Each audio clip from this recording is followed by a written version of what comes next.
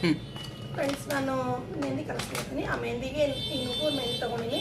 ಒಂದು ಸ್ವಲ್ಪ ಎಷ್ಟು ಬೇಕು ನೋಡ್ಕೊಂಡು ಅಷ್ಟು ತೊಗೊತೀನಿ. ನಾನು ನೈಟ್ ಹಚ್ಕೊಂಡು ಮಲ್ಕೊಳ್ಳೋಣ ಅಂತೇಳಿ ಪ್ಲ್ಯಾನ್ ಮಾಡೀನಿ. ಹಂಗಂತೇಳಿ ಈಗ ಒಂದು 4-5 ಅವರ್ಸ್ ಮುಂಚೆನೇ ಇದನ್ನು ಕಲಸಿಟ್ರೆ ಸಾಕು. ಇದಕ್ಕೆ ನೋಡ್ರಿ, ನಾನು ಟೀ ಪುಡಿ, ಬಾಯ್ಲಿಂಗ್ ಕಾಫಿ, ಆಮೇಲೆ ಬೀಟ್ರೂಟ್ನ ತುರಿದು ಹಾಕಿನಿ. ಕಾಣಿಸ್ಲಿಕ್ಕೆ ಅನ್ಕೋತೀನಿ ನಿಮಗೆ. ಸೊ ಇದಷ್ಟು ಕಲರ್, ಇದು ಕಲರ್ ನೋಡ್ರಿ, ಒಂಥರ ಬರ್ಗಂಡಿ ಕಲರ್ ನೋಡ್ರಿ ಎಷ್ಟು ಚೆನ್ನಾಗೈತಿ ಇದು ಅಂತೇಳಿ. ಕಲರ್ ಕ್ಯಾಮ್ರಾದಾಗ ಕರ್ರ ಕಾಣುತ್ತೆ.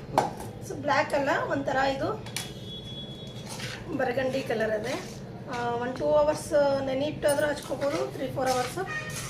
ಇಲ್ಲಾಂದರೆ ಒಂದಿನ ಮುಂಚೆ ಆದರೂ ತೊಗೋಬೋದು. ನಾನು ಕಬ್ಬಿಣ ಬಾಣಲೆಯಲ್ಲಿ ತೊಗೊಂಡಿನಿ.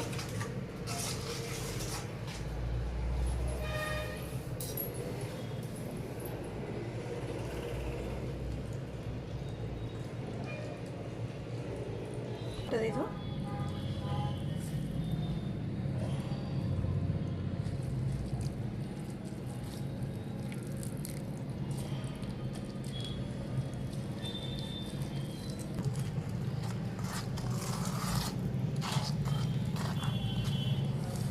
ಸೊ ನಾನು ಎಷ್ಟು ಡೀಪ್ ಡಿಕಾಷನ್ ಮಾಡಿ ಇಟ್ಕೊಂಡಿದ್ದಲ್ಲ ಅದಿಷ್ಟು ಹಾಕ್ಕೊಂಡಿನಿ. ಅದಕ್ಕೆ ಎಷ್ಟು ಬೇಕು ಅಷ್ಟು ಮೆಹಂದಿ ಹಾಕೋತೀನಿ.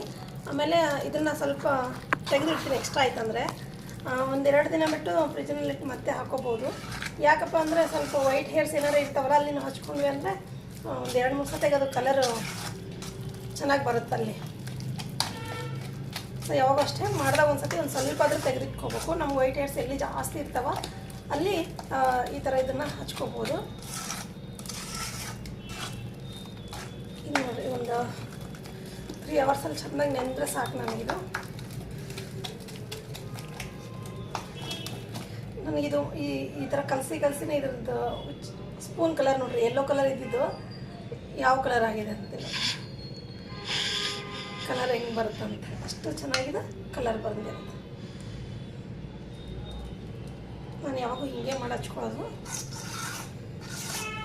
ಕಬ್ಬಿಣ ಪಾತ್ರೆಯಲ್ಲಿ 1 ದಿನ ಅಷ್ಟೇ ಇಡ್ರಿ, 2 ದಿನ ಇಟ್ಟರೆ ಅದು ಫುಲ್ ಬ್ಲ್ಯಾಕ್ ಆಗುತ್ತಾ, ಕಲರ್ ಸ್ವಲ್ಪ ಚೇಂಜ್ ಆಗಿ ಬರುತ್ತೆ.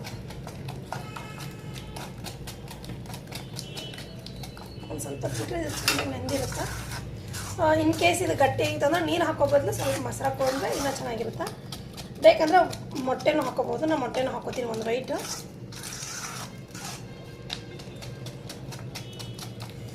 ವೈಟ್ ಅಷ್ಟೇ ಹಾಕ್ತೀನಿ ಮೊಟ್ಟೆ ಅಂದರೆ ಅದು ಹಾಕಿ ಹಚ್ಕೋತೀನಿ. ಸೊ ಇಷ್ಟು ಇದು ನೆನೆಯೋಕ್ಕೆ ಸ್ವಲ್ಪ ಬಿಟ್ಟರೆ ಆಯ್ತು. ನೆಂದತ್ತ ಈಗ ನಾನು 5 ಅವರ್ಸ್ ಬಿಟ್ಟಿನಿ, ನಾನು ಹಚ್ಕೊಲಿಕತ್ತೀನಿ. ಇದರಲ್ಲಿ ಒಂದು ಎಗ್ ವೈಟ್ ಮೊಟ್ಟೆನೂ ಹಾಕಿ ನಾನು. ಸೊ ಸ್ಮೂತ್ ಪೇಸ್ಟ್ ಆಗಿ ಇದು ರೆಡಿ ಆಗ್ಯದ. ನಾವು ಒಂದಿನ ಫುಲ್ ಬಿಟ್ಟಿವಿ ಅಂದರೆ ಇದ್ರದ್ದೆಲ್ಲ ಈ ಥರ ಬ್ಲ್ಯಾಕ್ ಬರುತ್ತೆ. ನಿಮಗೆ ಬ್ಲ್ಯಾಕ್ ಬೇಕನ್ನಂಗಿದ್ರೆ 1-2 ದಿನ ತಿರುಗಿಸಿ ನೀವು ಇದನ್ನು ಬ್ಲ್ಯಾಕ್ ಮಾಡ್ಕೊಂಡು ಹಚ್ಕೋಬೋದು. ಎಸತ್ತೆ ಎಣ್ಣೆ ಅದು ನ್ಯಾಚುರಲ್ ಡೈ ಆಗುತ್ತೆ ನಿಮ್ಗೆ ಅಂಥೇಳಿ. ಸೊ ಇವಾಗ ನಾನು ಇಲ್ಲಿ ನಂಗೆ ಜಾಸ್ತಿ ವೈಟ್ ಹೇರ್ಸ್ ಇದೊಂದೇ ಎಣ್ಣೆ ಕಾಣೋದು ನನಗೆ. ಸೊ ಫಸ್ಟ್ ಅಲ್ಲಿ ಹಚ್ಕೊಂಡು ಆಮೇಲೆ ನಾನು ಎಲ್ಲ ಕಡೆ ಹಚ್ತೀನಿ.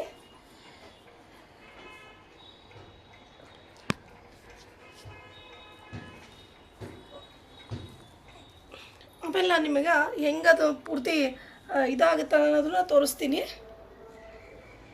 ರೌಂಡ್ ಮಾಡಿ ಹೆಂಗೆ ಇಡಬೇಕು ಅನ್ನೋದನ್ನು ನಾನು ನಿಮಗೆ ತೋರಿಸ್ತೀನಿ. ನಾವು ಬೇತ್ಲೆ ಎಲ್ಲಿ ತೆಗಿತೀವಿ ಅಲ್ಲಿ ಜಾಸ್ತಿ ಬರ್ಲಿಕ್ಕೆ ಸ್ಟಾರ್ಟ್ ಆಗ್ತಾವೆ. ಸೊ ಅದನ್ನು ಅವಾಯ್ಡ್ ಮಾಡಬೇಕು ಅಂಥೇಳಿ ಒಂದು ಸ್ವಲ್ಪ ಬಟ್ಲನಾಗಿ ತೆಗೆದಿಟ್ಕೊತೀನಿ. ನಾನು ಮೆಹಂದಿ ಬಟ್ಲನಾಗಿ ತೆಗೆದಿಟ್ಕೊಂಡಂದರೆ ನಮಗೆ ಯಾವಾಗ ಬೇಕು ಅವಾಗ ಒಂದು ಸ್ವಲ್ಪ ಚೂರು ಹಚ್ಕೊಲಿಕ್ಕಾಗುತ್ತೆ. ಸೊ ಕೈಗೆ ನಾನು ಗ್ಲೌಸ್ ಏನು ಹಾಕ್ಕೊಂಡಿಲ್ಲ, ಹಾಗೆ ಹಚ್ತೀನಿ.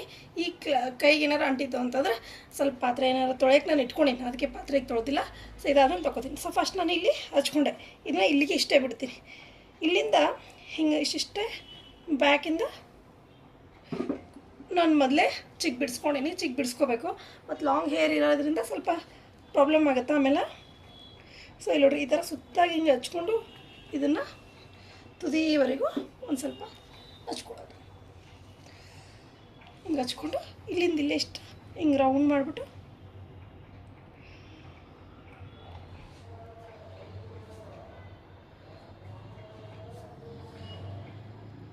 ಇದು ಫಸ್ಟ್ದು ನಾನು ಹಿಂಗೆ ರೌಂಡ್ ಮಾಡಿ ಇಟ್ಟು ಇದ್ರ ಮೇಲೆ ಒಂದು ಚೂರು ಹಿಂಗೆ ಮೆಹಂದಿ ಹಚ್ಚಿದ್ರು ಅಂದರೆ ಆಯಿತಾ. ನಾವು ನೆಕ್ಸ್ಟ್ ಏನು ತೊಗೋತೀವಲ್ಲ ಅದೆಲ್ಲ ರೌಂಡಾಗಿ ಮತ್ತು ಅದ್ರ ಮೇಲೆ ಸುತ್ತಲಿಕ್ಕೆ ಬರುತ್ತೆ.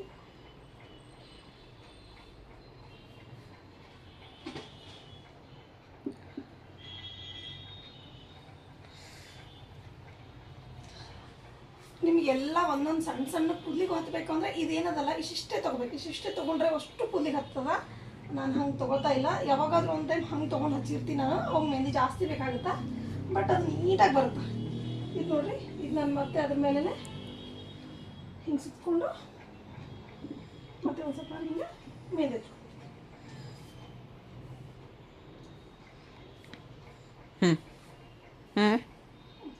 ಈಗ ಸ್ವಲ್ಪ ಹಿಂಗೆ ಮಾಡಿ ನಾನು ಪೂರ್ತಿಯಾಗಿ ರೌಂಡ್ ಇಲ್ಲಿ ನೋಡಿ ಇಷ್ಟೇ ಕೂದಲು ತೊಗೊಂಡು ಬಂದರೆ ಇದು ಪೂರ್ತಿ ನಮ್ಮ ಒಂದೊಂದು ಕೂದಲಿಗೂ ಸರಿಯಾಗಿ ಚೆಂದಾಗಿ ಆಗ್ತದೆ. ಇಷ್ಟಿಷ್ಟೇ ತೊಗೊಂಡು ಹಚ್ಬೇಕಾಗುತ್ತೆ.